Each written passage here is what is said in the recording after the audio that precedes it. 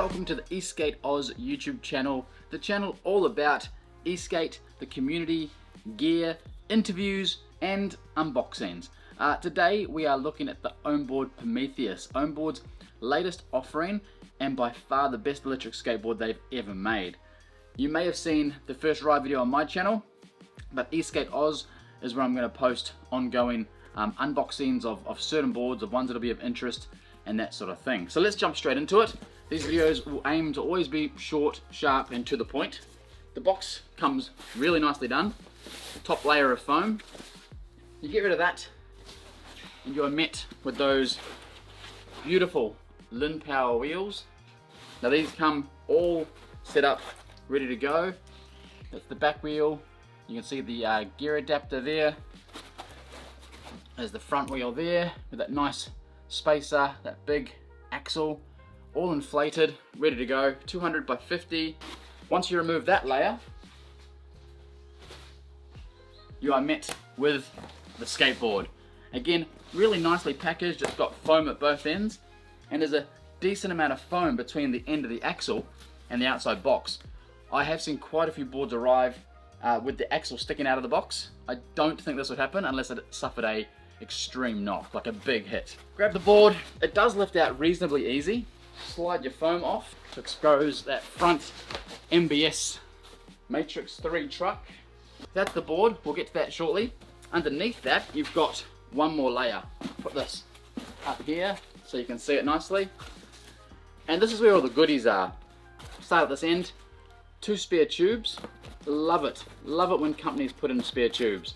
They understand that these things take time to arrive and they don't want you getting a flat on the first ride. So 2 spare tubes, a nice little hand pump.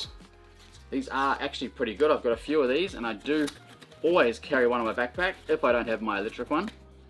Moving down, you've got some additional hardware, some spare MBS shock blocks, spare bearings and some binding bolts and a USB-C cable. And you've got bindings. These are not MBS bindings, these are just an off-the-shelf binding. I have tried these and they actually go pretty good. Obviously MBS are the better ones, but to get these free in the box included, I think that's really, really nice.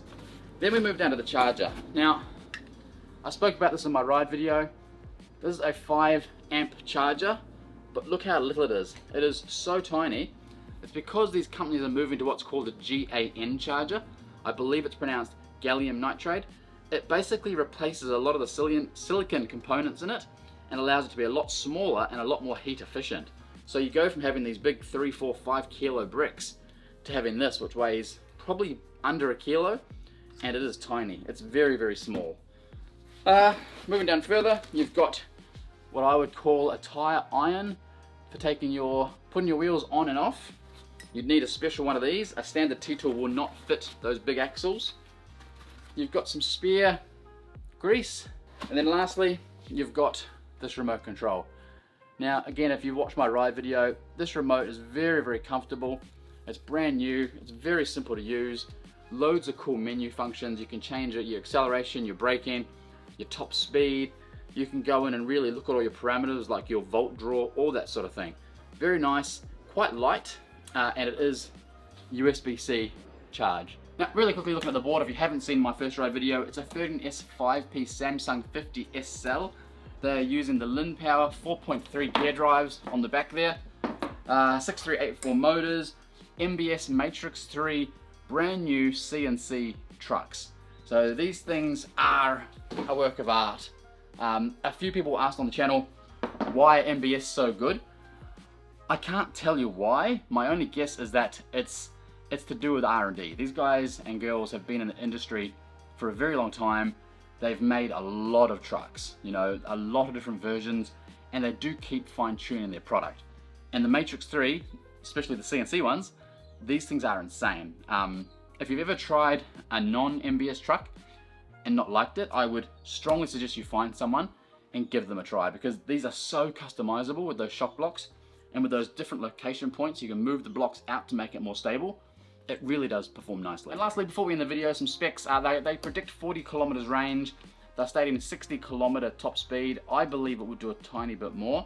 Hill climb, they don't even state, because this will climb any hill. And they're saying it's only a 90 amp ESC, but again, I'm not sure if that's true or if other companies are inflating their numbers, because I've got lots of 90 amp boards and this doesn't just feel a little bit more powerful, it feels a lot more powerful. So I really want to investigate that a bit more and find out about that ESC. It's not Hobbywing, it's a new name I've never seen before. I'll put the name here. I have a feeling it's a customized Hobbywing, like maybe this company's customizing them, because the screen looks like Hobbywing, it behaves like Hobbywing, it's as smooth as Hobbywing, but they're putting a different name to it. So I'll find out more about that. But that's the unboxing. Any comments or questions, chuck them down below. Make sure you hit subscribe. Myself and Craig will be posting lots of additional content to this channel. Interviews, product reviews, unboxings, community rides, all that sort of thing. If there's anything specific you'd like to see on ESK8 OZ, comment below, let us know, and we'll do our best to make it happen. But thank you so much for watching. Ride safe, wear a helmet, and we'll see you next time. Skate!